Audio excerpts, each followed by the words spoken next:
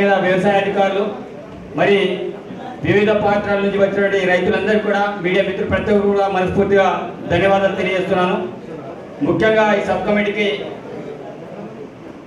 ఖానాపూర్ నియోజక ప్రజల పక్షాన ధన్యవాదాలు తెలియజేస్తున్నాను సార్. ఎందుకంటే మా ప్రాంతంలో పెట్టిన చాలా మంది అది మా దగ్గర పెట్టడం ఏంటిది అని ఈ యొక్క కార్యక్రమానికి గౌరవనీయులు ప్రేమ్ సాగర్ రావు గారు కావచ్చు, అదేవిధంగా వివేక్ గారు కావచ్చు, వినోద్ గారు కావచ్చు, మిగతా మధ్యవర్గం కూడా ఉట్నూనే సెంటర్ ప్లేస్ ఉంటుంది. మరి ఆ ప్రాంతంలో అనేక రకమైన సమస్యలు ఉన్నాయి, భిన్నమైన సమస్యలు ఉన్నాయి. కాబట్టి భిన్నమైన అభిప్రాయాలు వస్తాయనే ఆలోచనతో ఈ ప్రాంతాన్ని సెలెక్ట్ చేయడం అనేది జరిగింది. కాబట్టి చాలామంది మాట్లాడుతూ చెప్పారు, గిరిజనేతలు ఉన్నారు, గిరిజనులు ఉన్నారు, ఈ ప్రాంతంలో కొండలు ఉంటాయి, గుట్టలు ఉంటాయి, అధిక వర్షం పడిన నష్టమే, తక్కువ వర్షం పడిన నష్టమే. ఈ యొక్క అభిప్రాయాలన్నింటి కూడా సేకరించారు. అదేవిధంగా ఇక్కడ ఉన్నటువంటి శాసనసభ్యులందరూ కూడా ఈ ప్రాంతానికి సంబంధించిన సమస్యల మీద తప్పకుండా అసెంబ్లీలో గలమెత్తుతాం. ఈ ప్రాంతాన్ని డెవలప్మెంట్ విషయంలో ఏ రకంగా చేయాలో అభిప్రాయాన్ని సేకరించడానికి నిజంగా ఈ ప్రాంతాన్ని ఎంపిక చేయడం మంత్రివర్గానికి ధన్యవాదాలు తెలియజేస్తూ, మరి మీరందరూ కూడా సూచనలు అభిప్రాయాలు అందరూ కూడా తెలియజేశారు. మీరందరూ కూడా ఈ యొక్క సూచనల్ని ప్రతి ఒక్కరు కూడా నోట్ చేసుకున్నాం. కలెక్టర్ గారు కావచ్చు, అదేవిధంగా మా వాళ్ళు అందరూ కూడా నోట్ చేయడం అనేది జరిగింది. సార్ ఈ ప్రాంతంలో సమస్యల గురించి చాలా చెప్పారు. నేను తప్పకుండా ఈ ప్రాంతంలో గిరిజనుల సమస్య, ఆదివాసుల సమస్య, గిరిజనుల సమస్య, ముఖ్యంగా ఇంతకుముందు వివేక్ గారు చెప్పినట్టు పోడు భూముల సమస్య చాలా తీవ్రంగా ఉంది. ప్రభుత్వం బదనాం కాకుండా ఉండాలంటే తప్పకుండా గతంలో ఏదైతే చాలామంది పోడు భూముల విషయంలో చాలా రకాలు ఇచ్చేసారు సార్. కానీ ప్రస్తుత పరిస్థితుల్లో ప్రభుత్వాన్ని బదనాం చేసే అధికారులు చాలామంది తయారయ్యారు.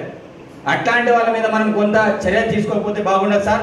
ఎందుకంటే చాలామంది చాలా సంవత్సరాల నుంచి పోడు వేసి చేసే వాళ్ళ మీద లాఠీ కొడిపిస్తారు. ఇది అంటే వాళ్ళని కొట్టడం కానీ కేసులు పెట్టడం చేస్తున్నారు. అది మన ప్రభుత్వం బద్దమవుతుంది. అదేవిధంగా ఇక్కడ ఇంతకుముందు చాలామంది నాన్ ట్రైబల్ సోదరులు కావచ్చు, గిరిజన సోదరులు కావచ్చు, ఇంతకుముందు ఒక్కో లక్ష్మి గారు మాట్లాడిపోయారు.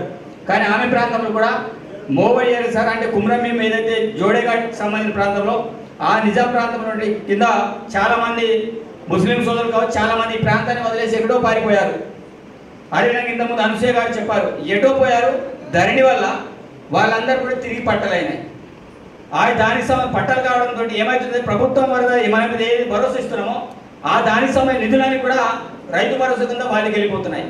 కాబట్టి ఇట్లాంటి అక్కడి నుంచి మొదలు లింగాపూర్ మండలం కూడా చాలా రైతులకి, అంటే నాట్ ఓన్లీ నాన్ ట్రైబల్ గిరిజన రైతులకు, ఆదివాసీ రైతులు కూడా ఈ ప్రాంతంలో చాలా మందికి పట్టాలు లేవు. అట్లాంటి వాళ్ళందరూ కూడా నష్టపోతున్నారు. కాబట్టి దీని మీద వాళ్ళని ఎట్లా పాయింట్ చేయాలి. ఇంతకుముందు రెవెన్యూ వ్యవస్థ ఉండే, విఆర్ఓ వ్యవస్థ ఉండే, వీళ్ళ ద్వారా ప్రతి క్షేత్రస్థాయి వెళ్ళి ఎవరు కాస్ట్ చేస్తుంది, ఎవరు కాస్ట్ చేస్తున్నారు, చాలా స్పష్టమైన లిఖితపూర్వకమైన ఆధారం మన దగ్గర దొరుకుతాయి సార్. కాబట్టి రెవెన్యూ డిపార్ట్మెంట్ ద్వారా ఎవరు కాస్ట్ ఉన్నారు, ఎవరు లేదనేది ఫైండ్ అవుట్ చేసుకుని అట్లాంటి రైతులకి, ఈ ప్రాంతంలో గిరిజన రైతులు కావచ్చు, గిరిజనేతర రైతులు కావచ్చు, వాళ్ళకి రైతులకి బ్యాంకు రుణాలు ఇచ్చేటట్టు కూడా మనం సదుపాయం కల్పిస్తే బాగుంటుంది సార్. ఎందుకంటే చాలా మంది ఆదివాసీ బిడ్డలు కావచ్చు, గిరిజన బిడ్డలు కావచ్చు, గిరిజనులు కావచ్చు, వీళ్ళకి బ్యాంకు రుణాలు రావు. అదేవిధంగా రైతు బంధు కూడా రాదు. ఇట్లా కొన్ని వేల ఎకరాల భూములు ఇట్లా ఉన్నాయి సార్. దేనికోసం చేయాలంటే ఇది పీపీ ల్యాండ్ అనుకున్నాం, అది పీపీ ల్యాండ్ మాత్రమే. అదేవిధంగా పారిపోయిన రైతులు కూడా చాలా మంది ఉన్నారు. ఈ ప్రాంతాన్ని ఆ రోజుల్లో నక్సలైట్ మూవ్మెంట్ని భయపడుకొని నిజాంలో ఆ ప్రాంతంలో కుమ్రమీంని భయపడుకొని పారిపోయిన వాళ్ళు ఉన్నారు. వాళ్ళందరూ కూడా దొరలచ్చి ఇప్పుడు మాకు భూములు ఉన్నాయి, ఆ భూమి ఎక్కడుండో తెలియదు. అట్లాంటి వాళ్ళు కూడా రీసర్వే చేసుకుని అట్లాంటి వాళ్ళు కూడా అసైన్ భూమిని వాళ్ళకి అసైన్ చేస్తూ భూమి ఇవ్వాలని కూడా నేను విజ్ఞప్తి చేస్తున్నాను సార్.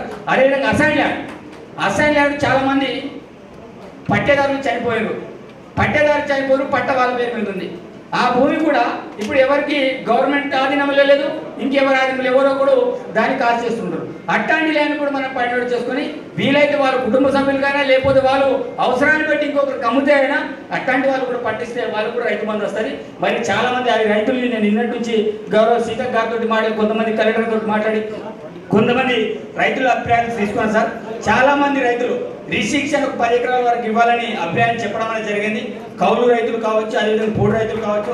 తప్పకుండా రైతు సోదరులారా, మా యొక్క లక్ష్యం ఒకటే. మేము అధికారం లేనప్పుడే మేము వరంగల్లో చెప్పినాం, గౌరవ రాహుల్ గాంధీ గారు, మా యొక్క లక్ష్యం ఏంటిది, రైతుని రాజు చేయడం మా యొక్క లక్ష్యం.